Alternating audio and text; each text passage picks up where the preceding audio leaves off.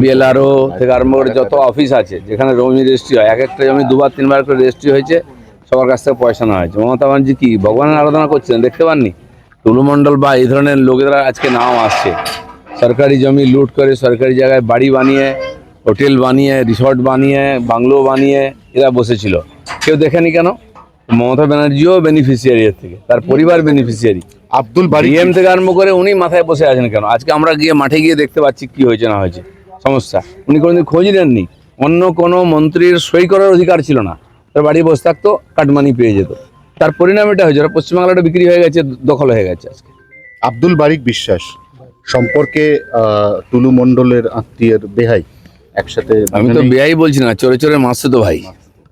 এ সমস্ত নেক্সেস যারা করছে, দেখুন একটাকে টানুন, সব ডোর বেরোবে, কোথাতে কোথাও সম্পর্ক আছে, শেষ পর্যন্ত কালীঘাটে গিয়ে পৌঁছে যায়, সেখানে কেউ হাত দেয় না। তো এই জন্য এক জায়গায় হাত পড়েছে, এবার ধীরে ধীরে কান টানলে মাথা পর্যন্ত চলে আসবে, অপেক্ষা করুন। তার মানে একটা নেক্সাস, যেটা আপনারা বারবার বলেন বা বলতেন যখন বিরোধী দলে ছিলেন, অনুব্রত মণ্ডল বীরভূম, সেখানে একটা 500 কোটি টাকার স্ক্যাম আছে। এই 500 কোটির মধ্যে এইগুলো কি সমস্ত টাকা? কারণ সোনা যেগুলো উদ্ধার হয়েছে এগুলো ইন্ডিয়ান মেড নয়, এগুলো সুইজারল্যান্ডের সোনা, এগুলো ভারতে পাচার করে গোপনে আনা হয়েছে। দেখুন, আজ কেষ্টমণ্ডলকে ধরা পড়েছে বা খোলাখুলি করতো বলে সবাই জানতেন, আপনারাও জানতেন। ওইখানকার কোনো মিডিয়ায় কোনোদিন একটা তার বিরুদ্ধে লেখেনি। সেইখানকার মিডিয়ার লোকেরা এখানে সল্টলেকে নিউ টাউনে এসে ফ্ল্যাট কিনেছে, তারা সবার উপকার পেয়েছেন। তার বিরুদ্ধে একটা কোনোদিন লেখেনি কেউ, একটা এফআইআর কেউ করেনি। শুধু কেষ্টমণ্ডল নেই, আজকে ছোটো ছোটো বড় বড় কেষ্টমণ্ডল সমস্ত জেলাতে আছে, তৈরি করা হয়েছে। ওরা হোলসেলার, হ্যান্ডলার, ওখান থেকে টাকা পয়সা তুলে কালীঘাটে পাঠাতো। তো এখন সেই পুলিশরাও জানতো। এখন সরকার পাল্টেছে, তো শুরু হয়েছে ধরপাকড়, এক একটা ইনকোয়ারি হচ্ছে। একদিন সিবিআই পর্যন্ত পৌঁছতে পারেনি, সোর্স পায়নি, এবার এই পুলিশই সমস্ত খুঁড়ে বার করছে। মদন মিত্র বলেছেন, আমি কোনো দিকেই যাব না, আমি এবার শ্মশানের দিকে যাব। এগুলো তাৎপর্যপূর্ণ মনে হচ্ছে। এত তাড়াতাড়ি বললে আগে শ্মশানের দরজা খুলবে? অনেক আছে ভোগান্তি এখনো। আপনারা যা করেছেন, আমি চ্যালেঞ্জ করছি মদন মিত্রকে। এখন একটা হোটেল দখল করেছে ওনার এক চেলা, তারা আমার কাছে এসছে, আমি সেখানেও পুলিশ কারবাই করাবো। উনি গিয়ে কোথাও মাল খান বলে সে হোটেলটা ছাড়ছে না লিজ বাদ দিয়ে, এরকম বহু ঘটনা আছে। এখন তো আমরা কমপ্লেন করিনি, পুলিশ যেটুকু করছে। এই ধরনের ঘটনা হাজার হাজার আছে, এক একটা নেতার পিছনে ঘটনা আছে, আর সব বার করবো আমরা, কাউকে ছাড়া হবে না। এনসিপিআই খুব বিড়ম্বনায় পড়েছে। এনসিপিআই এখনো পর্যন্ত 20, এই সংখ্যাটা 2 আজকের মধ্যে কমে যেতে পারে, আগামীকাল সেই সংখ্যাটা কমে 17 হতে পারে। সমস্যা যেটা হবে, শুধু এনসিপিআই নয়, অভিষেক বন্দ্যোপাধ্যায় তাদের সঙ্গে কারা কারা আছেন এই মর্মে তো ওম বিড়লাকে চিঠি দিয়েছেন। এবার সেই চিঠিটা বারবার রিড্রাফট করতে হবে, অতএব বিষয়টা এখন একদম জগাখিচুড়ি পাকিয়ে গেছে। দেখুন, টিএমসি পার্টিটা প্রথম থেকেই জগাখিচুড়ি ছিল, এখনও তাই আছে। যে কটা ভোটে জিততো ওরা, গায়ের জোরে জিততো, পুলিশ দিয়ে মারপিট করে জিততো। ইলেকশন যদি সত্যি সত্যি হয়, সব জায়গায় ফল তার মতো রেজাল্ট হবে, 4th পজিশন, জামানত জব্দ হবে। কারণ যারা জিতে গেছেন তারা এখন বিড়ম্বনায় পড়েছেন যে আরও 2 বছর 3 বছর কাটাতে হবে।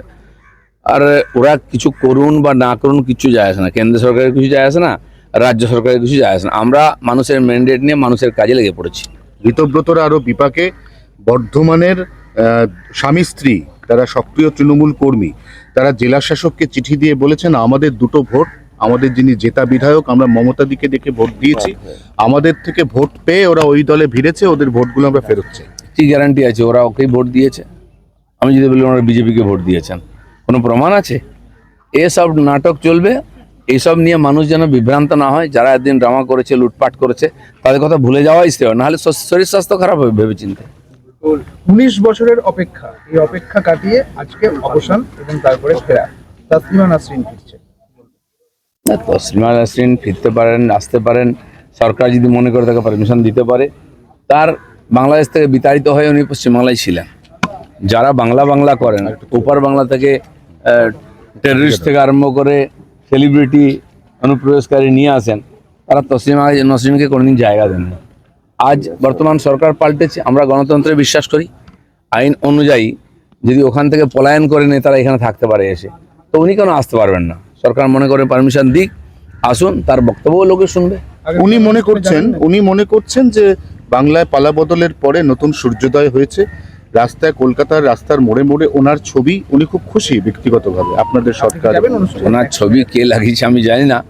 কেউ যদি ওনাকে একজন উনি বিখ্যাত ব্যক্তি, তাকে ডেকে কোনো প্রোগ্রাম করায়, সারা দুনিয়ার বিচ্ছিন্নতাবাদীরা, কাশ্মীরের টেররিস্টরা এসে বাংলায় প্রোগ্রাম করতে পারে, তো উনি কেন আসবেন না?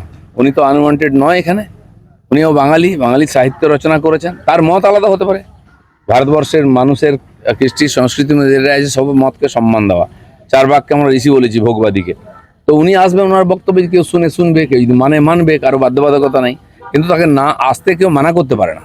দাদা 3 তারিখে ব্রাজিলের সঙ্গে ভারত বনাম ব্রাজিলের এবারের বিশ্বকাপের অন্তত 4-5 জন তারকাও সেখানে খেলবেন। প্রথম কথা, আপনি একজন ক্রীড়াপ্রেমী মানুষ, আপনি দেখতে যাবেন কিনা, আর এই বিষয়টাকে আপনি ওভারঅল কি চোখে দেখছেন?